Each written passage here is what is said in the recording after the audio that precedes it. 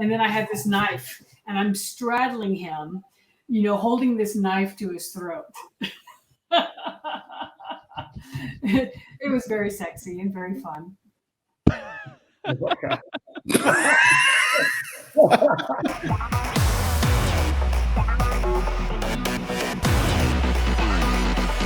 Hey there, everyone, and welcome to GalaxyCon Live, where we bring the convention experience directly to you. I'm your host for today's panel, Mario Bueno. If you've tuned into our previous GalaxyCon panels about the Mortal Kombat franchise, you have no doubt heard me extol the importance of Mortal Kombat, not just to the world of video gaming, but to pop culture as a whole. More recently, we were able to focus on the early years of the video game side of things, and now we are going to be working in parallel. We are going to be focusing on some of the early live-action outings of this exciting, beloved franchise. So, without further ado, I would like to introduce our first guest to our virtual stage. You know them as Dakota in China O'Brien and China O'Brien 2, Aang in National Security, Nobu in Beverly Hills Ninja, Sub-Zero in Mortal Kombat Annihilation, and Reptile in Mortal Kombat. Please welcome Keith Cooke to our virtual stage. Hey, how you doing? Doing just fine. It is great to have you here. I know during pre-show you were having some nice nutritious noms there. Awesome. Yeah. So yeah, glad to bring that good wholesomeness to our virtual stage here. So next up, we are going to be welcoming another one of your cast members from one of these wonderful features. You know them as an Olympic gold medalist who has done stunt work in Avengers, creature performances in Species, the role of Cian in Mortal Kombat Conquest, and Mileena in Mortal Kombat Annihilation. Please welcome Dana Hee to our virtual stage. Hello, Dana.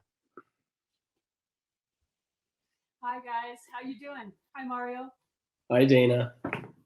Pleasure to have you here, and yeah, looking forward to having a great conversation with both of you about all these interesting things in your history. But before we can get to any of the fun discussions, of course, we still have one more cast member that we need to welcome to our virtual stage. You know them as George Clooney's stunt double in Batman and Robin, Red Dragon in WMAC Masters, and Scorpion in Mortal Kombat and Mortal Kombat Conquest.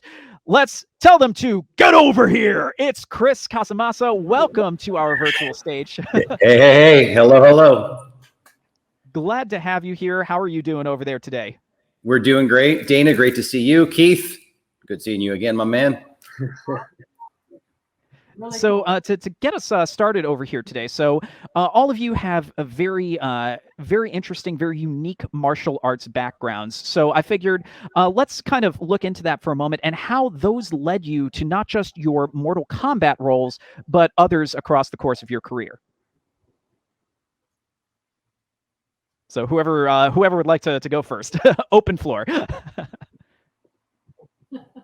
was involved in the 1988 Olympics and in the full contact fighting sport, it was then anyway, in Taekwondo.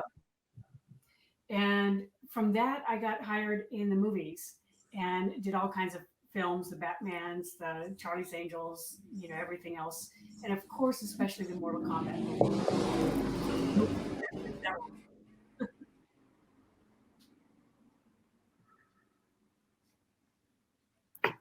What about you, Keith? Yeah, I was trying not to cut it because I'm just like, all right, who's gonna contribute next? I got started in martial arts because I was a huge Bruce Lee fan, and I felt like I felt sort of like I had been bullied, and and I was like, man, if I could ever get like that, nobody's gonna bully me, and so I just got really into that, and so having Bruce Lee as my hero, he was in the movie, so it sort of got pulled in that direction. I did a lot of competition first. I got like Black Belt Hall of Fame Competitor of the Year, Inside Kung Fu Hall of Fame Competitor of the Year twice. Was on 2 professional teams, which was really awesome because I got to train with guys from a lot of different styles of martial art, and at a very high level. We had a sponsor who paid for us to travel around the world and compete, And so I've been just about everywhere you can think of, and it was just a great experience and a great bunch of guys and girls that I trained with. In fact, Arlene Lima, is one of your teammates from the 1988 Olympic Games, was one of my teammates. And so anyway, and I grew up in Seattle and moved to Los Angeles with the idea of hoping to get into the movies, and started out, I didn't know what I was doing. I called a guy who maybe some of you know named James Liu, who's been in this business for a long time, and I knew him through the martial arts, and I just said, James, how can I get into this business? He goes, first you need a headshot, and you should probably go try being an extra on some things. The first thing I worked on was About Last Night, that movie About Last Night with Rob Lowe and Demi Moore, and I was an extra, and walking around, kind of hanging around with those guys, I thought it was pretty cool. But that's the way I got started. I got into an acting class, and then I ended up starting to teach martial arts at the acting studio and did a trade out. So I was studying acting there for about 6 years. That turned out to be a complete waste of time. I'm just sort of kidding, but I'm more of a martial artist turned actor, and I think you're trying to learn how to not get caught acting, really, as you become more skillful at it. Hopefully people can't see you sort of acting, but that's sort of it's like, when you're around martial artists like these guys that are here with me today, who've been doing it their whole lives, and you're competing against actors who've been doing that since they were a kid. It's a different level, but been a great experience. Got to travel a lot on, doing the acting thing too. So it's been a tremendous experience.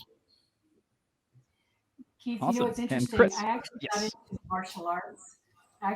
the martial arts. Because of Bruce Lee also. And I saw him leaping up into these tall trees. And I'm like, dang, I want to be able to do that. Well, I think Dana, just so you know, I think when they had him jump up into the tree, he was actually jumping out of the tree, and they reversed the footage. Yep. Good old movie magic there. I hope I'm not bursting your bubble. I mean, in Bruce Lee's defense, he was a physical specimen all around. So I think we can allow him that one. Yeah, he might have really jumped up there. I don't know. Anyway. Probably would have done it on a bet. So sorry, Chris. So your feedback on your martial arts background and leading you to not just your Mortal Kombat roles, but all your other roles. Yeah, so it's interesting. When I was a little kid, Keith was actually the person I wanted to grow up to be. So he looked up to Bruce Lee, and I looked up to him. And not many people know this. Come on, Chris. I know. I'm 100% kidding. My father founded our company, Red Dragon Karate, back in 1965. So I grew up around martial arts. I started training when I was 4 years old. It was something I fell in love with at a very early age, probably because I wanted to be around my dad. My dad was my first hero and still is to this day. Like Keith and Dana, though, I did look up to Bruce Lee. Everybody wanted to be Bruce Lee when they were a kid. So those two guys were kind of my inspiration to doing it. And, when I got into my teen years, I started competing professionally, and I spent a decade on the pro tour, where I ended up becoming the 4-time #1 open form champion in the world. Fake round of applause for everybody. There you go. But because of that, actually that led me into my movie career.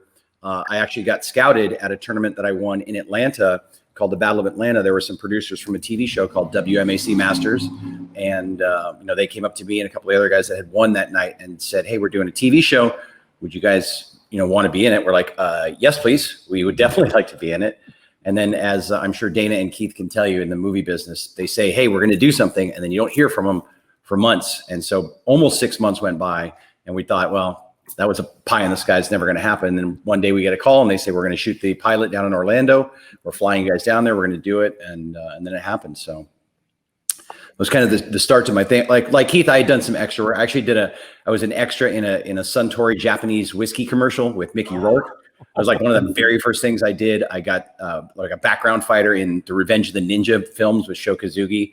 So you kind of, you chip away at it and you work your way up. And what I found in the movie business, it's not who you know, it's who knows you. And like Keith said, getting in and meeting these people and working with different people, then they start to know you, and then they can trust you. And then they're like, hey, so I'm doing this job. We come on it, and that leads to another job. So it's kind of working your way up the ladder, as it were. Awesome. Right. There is. Yeah, the Mortal Kombat Crusades, was it? What's that? For Chris? Was that the Mortal Kombat Crusades? No, that was for WMAC Masters. Ah, got it. Okay, that was really cool. Yeah, no, that show was very entertaining, and if I recall correctly, the Lee family had direct involvement in that show's production as well. Is that a correct recollection? Yeah, in the original pilot, it was Shannon Lee and Billy Zabka were the commentators, the commentators for the show as we were doing the fighting and stuff. So that was kind of cool to get to meet her and to work with her. Yeah, no, that was definitely a lot of fun, and now I understand where the Red Dragon moniker comes from for that one. So there was a lot of interesting stuff that all of you have said in these particular background introductions that I could easily spend the entire time talking about. Between the Taekwondo backgrounds, I myself also studied in a Taekwondo ITF style for about like 6 or so years. God, I'm so sorry to hear that. I mean, no, that's great. That's great, right, Keith? It's phenomenal. And even my aunt was also in Taekwondo, it used to be WTF style. So I definitely have like a love of Taekwondo personally, and also this shared love of Bruce Lee. It feels like anyone who is at all invested in the martial arts definitely holds Bruce Lee as the gold standard, especially for transitioning into entertainment. So I'm just going to kind of focus on that one for a quick second before we switch over to our fan questions. So obviously we are all Bruce Lee fans here. Favorite Bruce Lee film and or moment, since I know it's a little tough to sometimes choose. Dana, would you be so kind as to kick us off? Enter the Dragon. How can you not love that?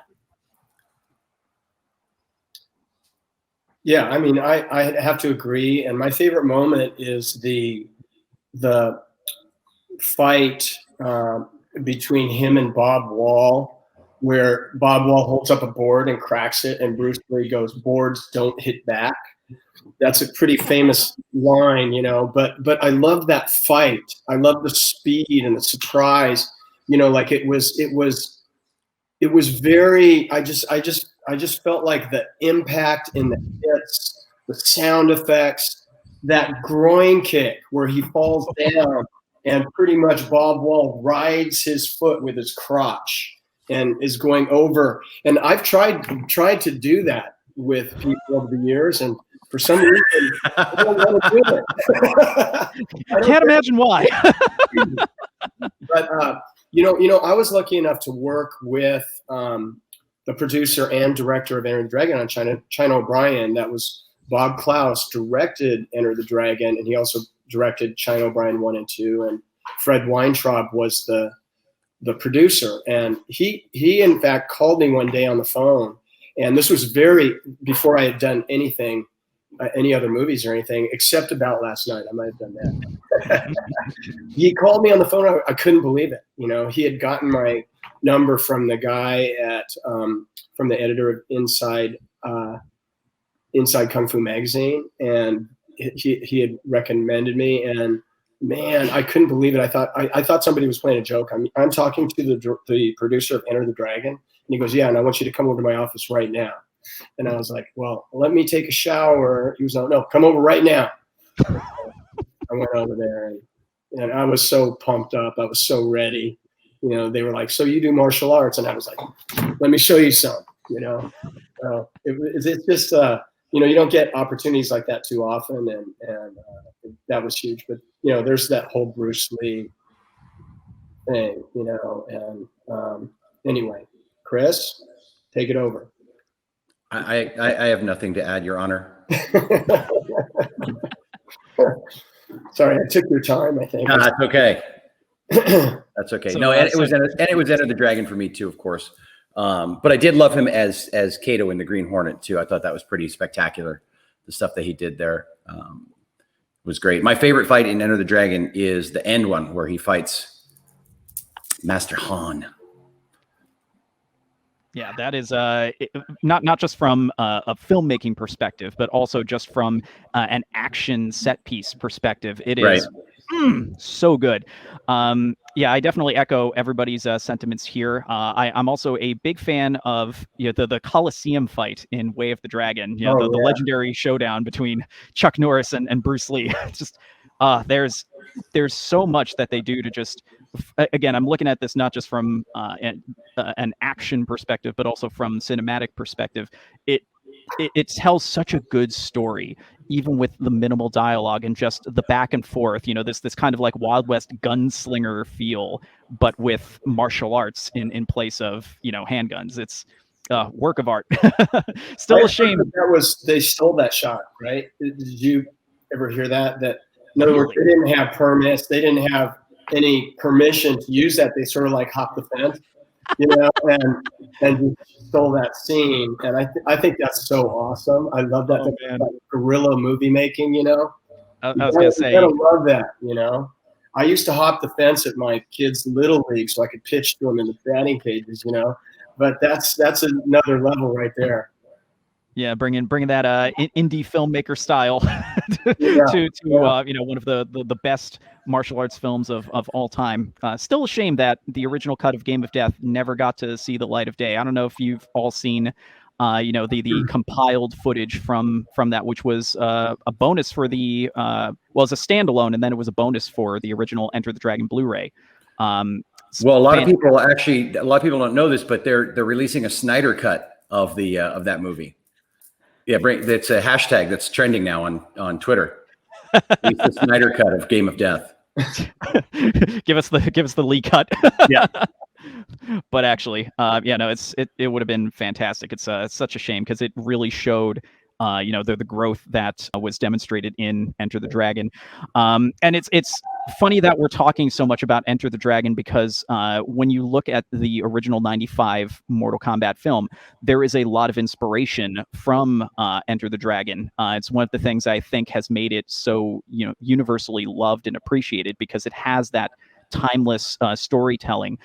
So I know that at least two of you were on set for this original film, and for Dana, if you could chime in with some of your experiences from not just the Conquest set, but also from Annihilation. So were there any particular scenes or particular moments on set that you're still carrying with you to this day from working on those original films? The interesting thing about Mortal Kombat Annihilation is, in addition to playing the character Mileena, I also stunt doubled Jade, Kitana, and Sindel. And so one of my favorite all-time memories is galloping a horse in the sunset along the ancient cliffs of Petra, Jordan, as Sindel. I mean, I love horses. I love the outdoors. And Petra, Jordan was just amazing, unbelievable. And so that actually is one of my favorite memories. Oh, man. That's insane. I love it. There's a ton of memories. Mortal Kombat Crusades, playing the character Sion, where I got to fool the lead actress, and here I kill someone, and here, take these flowers, and then I squeeze her hand, and it's like with thorns on it. So I really enjoyed that. I love how they really put you to work on the Annihilation set there. It's like, well, you definitely earned your paycheck there, putting in the work.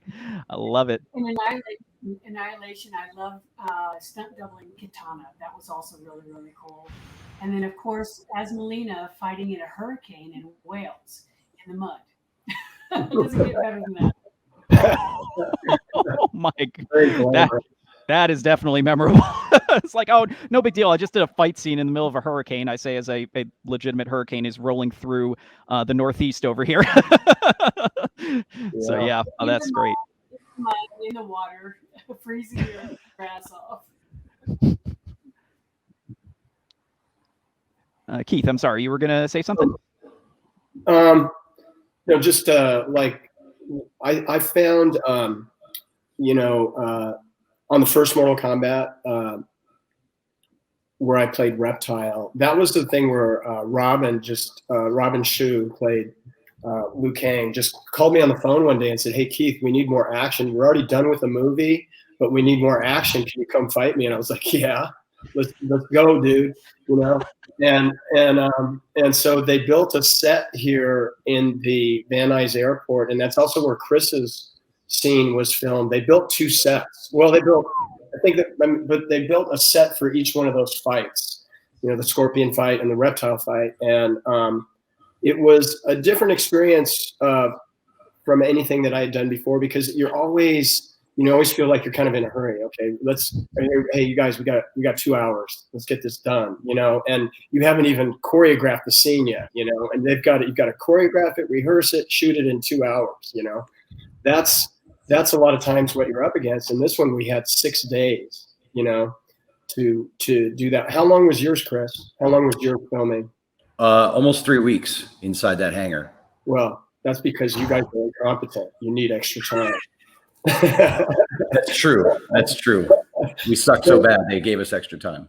But like I'd never experienced that where the director, it just felt like I was working with somebody who had a really strong vision for what he wanted to get out of the scene, and just the level of working through and blocking everything and then rehearsing everything. And I loved it. I think, again, it was a whole new kind of experience for me, because it's always like sort of like a low budget kind of experience that I had before. And this was the first time that I had that kind of, where I felt like somebody was really crafting something, not that some of the other things weren't crafted very well and done well, but they were done kind of in a hurry, whereas this one, you didn't get that feeling. And also, a lot of people still don't know that Robin broke it. There's this one throw that I do on him, and he does like sort of like a butterfly twist through the air and lands on one of the pieces of the stone, and he broke like 3 ribs on that. And that's part of the gritty part, that you don't realize, because he didn't complain at all, just kept going, because that was fairly early in the filming, so he had to film the rest of it, with broken ribs. So, and I tried to go for that spot whenever I could. I'd try to dig them in the ribs wherever I could. That just helps the reality of it. Yeah, why not? Why not? I think that's so cool, Keith, that you got to spend that amount of time filming that. Yeah. Like Mortal Kombat Crusades on the TV series, I stunt doubled a lot of the actresses in addition to playing Sion. And one of the cool things about the TV series is that they actually adapted the fights to each martial artist's skill set, which is unheard of, as you know. I mean, normally it's choreographed before you get there, and you never know what you're going to be asked to do. And in this case, they took the artists, their skills, and they used them to the fullest extent. And I think that's what you got to do on that set. That's really cool. You and Keith, you and Chris Casamassa. Yeah. One of my favorite things from the Mortal Kombat filming, the movie, was meeting Christopher Lambert. My guilty pleasure is I'm a huge Highlander fan. So when I got to meet him, of course, I just wanted to go, there can be only one. So he was really cool. Like, he was cool about it. Like, I actually said that to him too. He started laughing, shook his head. And so no, it was great, because I get to do that scene. The scene I got to do with him was inside the boat where he zaps us both, me and Sub-Zero, across the ship. So that was kind of cool. And then filming it, like Keith said, in the movie business, they have a plan of, we're going to spend this many days on this many days on that. The original fight with Johnny Cage and Scorpion was supposed to happen in Thailand. Like, I was in Thailand for a month, and I worked for 1 day, which was the very last day, because the weather and production delays. So Lyndon and I, who played Johnny Cage, we had this great fight scene. We worked on it. We were there working on that fight scene for almost a month. And it came time to do it. And they go, we only have one day. So it took the whole day to get those establishing shots and to do the creature effects for that. And then we're out of time. So we're just going to have him. And here's what, and some people know this. I've said this a couple times in interviews, but a lot of people don't. The original cut of the movie, that fight scene ended when he ran at me across the forest and he did that jump kick.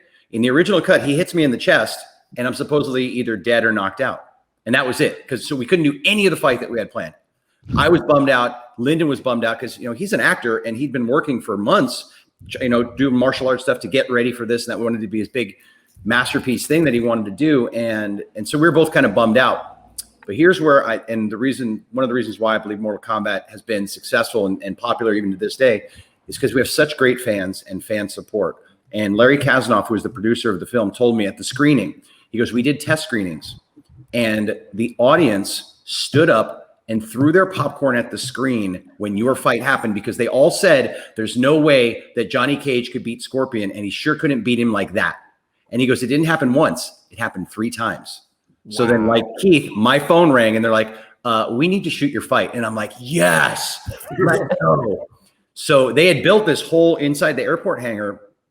We were really on the platform. Like that wasn't a CGI. That set actually existed. And we were 20 feet up in the air on this platform that was probably 4 feet wide at best, doing that whole fight scene. And Keith, that's why it took so long. Okay. Ours was just technically harder. So there. Yeah. Also lots of fire. Yeah. Fire is quite dangerous. Spoiler. I think they need to hire professionals, Chris. Oh, here we go. Here we go. Get stuff done. Keith versus Chris. Fight.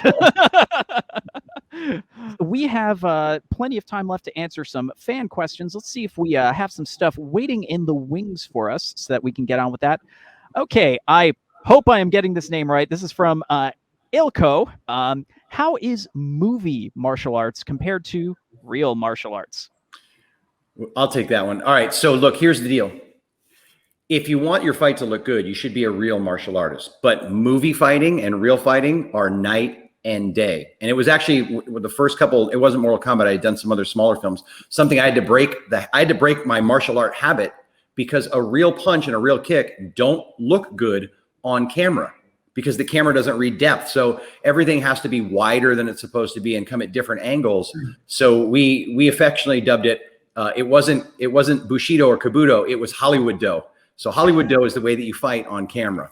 And it's completely different. But it does help, like when you're working with another martial artist, it makes it so much easier to choreograph and you trust the other person, and it does make things a lot smoother. So that's my take on movie martial arts compared to real martial arts. Yes, I find that it's you definitely need a real martial artist to do the fights, because it adds a sense of authenticity to the movements versus getting, let's say, an actor to do it, or maybe a form specialist instead of a fighter. You just don't have that, snap. And I know that, like, when I started, like you said, Chris, is you have to adjust your moves for the movie. Like I had a spin hook kick. And they said, no, it's too fast and too short. So you have to elaborate it and slow it down. And as a martial artist, you're able to do that because we're taught to pull the contact or to slam the contact, depending on what you need to do. Yeah, I feel like one of the things, like somebody like Bruce Lee brought to it, I've tried to bring it to my, like if I was going to pick something from, my martial arts training that transferred onto film well, I would say it's like the camera doesn't lie. It picks up everything. And if somebody's punching and it's an arm punch, you're going to see it. If it's a punch that's backed up with rotation and a weight shift and stuff like that, you can really sell that punch. And it looks powerful. And people don't, who have no training aren't going, wow, did you see the way he rotated into that punch? They're not, maybe not perceiving that technical aspect of it, but they go, oh, that look like he hits. If you can transfer that onto film, I think some actors do it really well because they realize, and I've had directors say to me, we need some forward motion. We need you to drive forward into that, so it really comes off powerful. And I've seen some actors, like I remember Marlon Brando was in a fight scene, and I can't remember which movie it was, but I was really impressed with how powerful his body language was, And I think that's why they talk about physical comedians and stuff like Chris Farley was very physical, was able to be funny and communicate with his body. And I think if you have a martial artist who's really good at exhibiting, dynamic power, I think the camera picks it up. It definitely does, Awesome. Yeah, that pretty much nails it right there. So we are going to continue on to our next question. This is from Larissa. Are there any current modern day martial artists that you admire? I really admire Keith Cooke. I think he's fabulous and wonderful, and he's not paying me to say anything nice about him, but he is really, really awesome. And if you ever have a chance to work with him, I have good. Yeah. You guys both. He's kind of obsessed with me. I don't know what it is. So. Anyway, do I have, I'm a really big, I watched Manny Pacquiao fight last night, and I consider boxing a martial art, and I love really skillful boxers because it's my fist and your fist. It's not so many skills, like MMA. There's a lot going on there, which has made it very interesting. And the fighters are tremendous, man. I'm a big, huge fan of that also. But I was really sad because Manny lost last night. And, he's, his old guys rule, right, Chris? Yes, Keith, that is correct. I think we need to see another fight between Sub-Zero and Scorpion.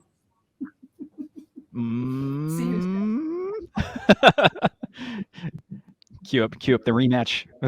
Yeah, we could do someone call Bat in the Sun, and then we'll do a Reptile versus Scorpion. Oh, jeez. That would be incredible. Oh, man. I'm already going to open up my email. We've seen the Scorpion versus Sub-Zero thing. It's happened several times now, but we've never seen Scorpion v Reptile. So I'm just saying, if you're listening or watching right now, Keith and I will do it, and it'll be pretty damn epic. I'm ready. Just saying, I'm getting my email open to send a very strongly worded email to WB right now. It's like, please just give it to us, even if it's just a YouTube short. Just please make this happen. Alrighty, time for our next question. This one is from Simcha. What was it like seeing yourself dressed up as a Mortal Kombat character for the first time? Go ahead, Keith. Well, like the tights and stuff. It was a little, but at the same time, it was cool. It was just cool to, be a part of that whole thing that the video game created, and was so successful at. So it was kind of like, it felt like an honor to represent that character, in that, when you put on that thing and you want to make sure that you do a good job, That's the way I felt. Yeah, I felt it to be empowering, just to think that. Yeah, it was really cool. Yeah, Dana's dressed up as probably almost every female character in the whole franchise at this point. So she's got them all.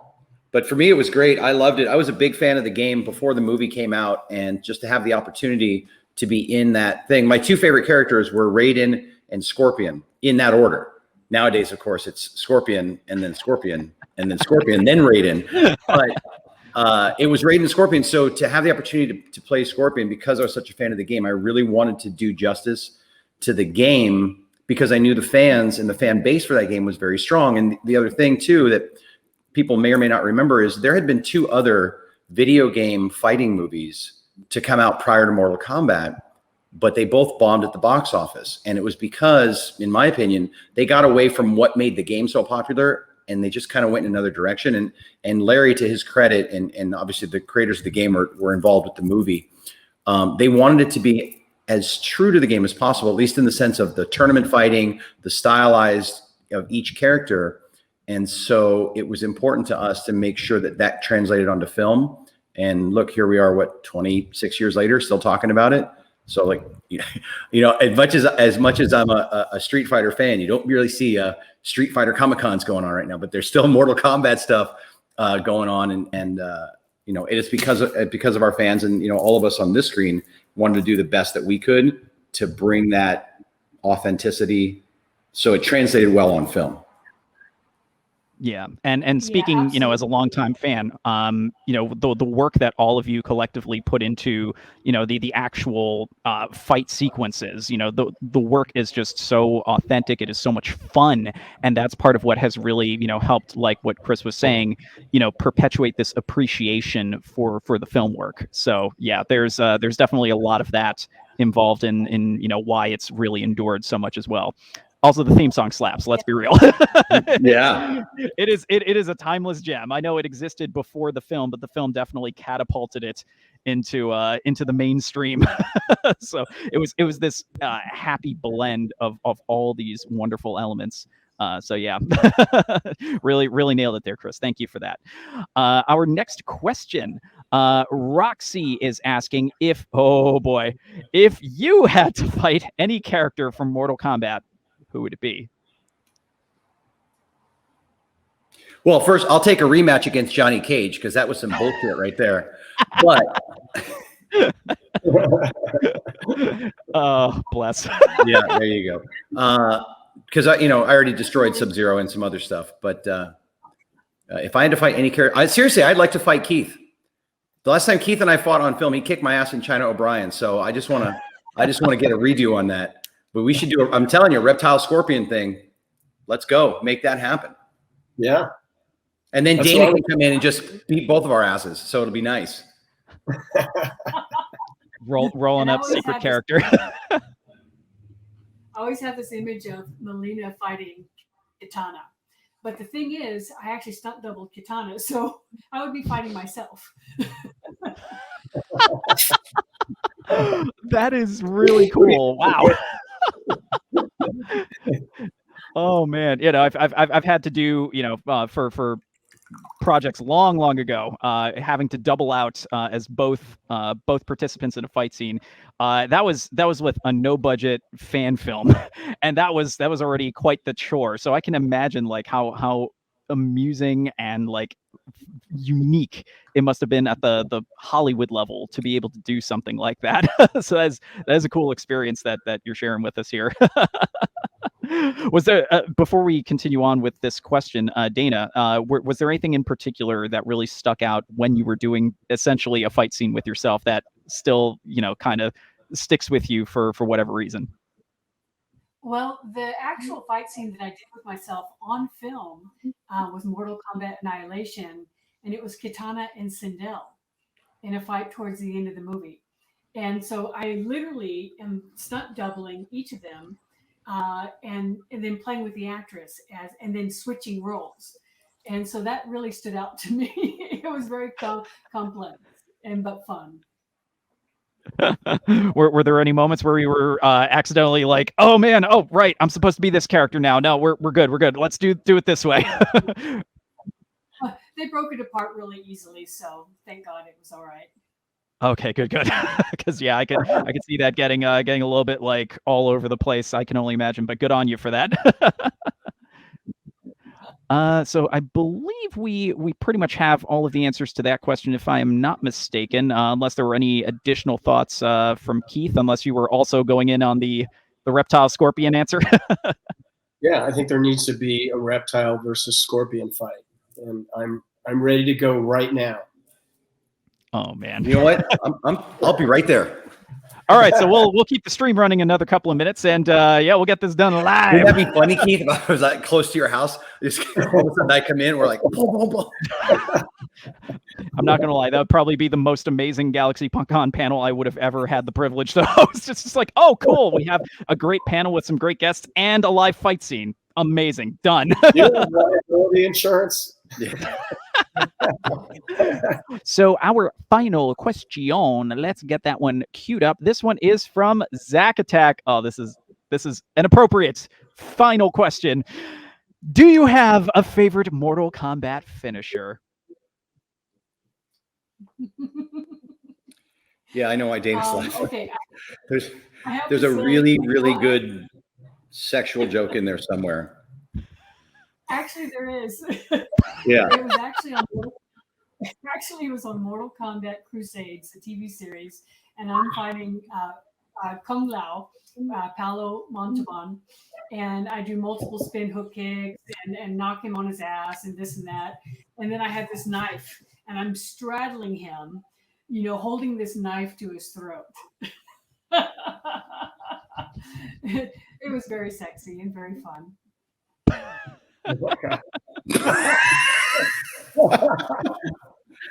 Oh man! All right, gents, how are you gonna top that one? Pun definitely. We can't. That's a mic. That's a mic drop right there. I mean, do they mean from the movie that you? I mean, what does it mean exactly? I would say, whether the movies or the games, if there's a particular finishing maneuver that is a personal favorite of yours. Yeah, well, I did like isn't it Shang Tsung versus Liu Kang? Where he gets killed, where Shang Tsung gets killed. Pulling the much spikier version of the Han Lee fight finish. Yeah, it was pretty bloody, pretty, I like that. And I think, it's what struck me about the new Mortal Kombat movie is the that first fight scene, how graphic and bloody and violent it was compared to the earlier movies, except for maybe that one scene that I'm talking about. That one was pretty good, and I really I really like Hiroyuki Tagawa. I think he's a really excellent actor, and he played an awesome bad guy in that movie. And so perfectly cast. Kerry was perfectly cast for that film. Yeah, and but I've seen him in so many other things where he's just given standout performances, and I think that's one of those things in Hollywood, like you're only right for so many roles, and he was so right for that role. It was tremendous. There you go. All righty. Yeah. So I guess Chris, you rest your case on this one. I rest my case on that one. Rock and roll. Well, thank you all so much for this wonderful conversation. Really great to be able to speak to all of you today. As always, don't forget to check out GalaxyCon.com to find out what we have going on every single weekend. And until next time, as always, stay happy, stay healthy, stay informed, and we'll see you again soon. Take care, everyone.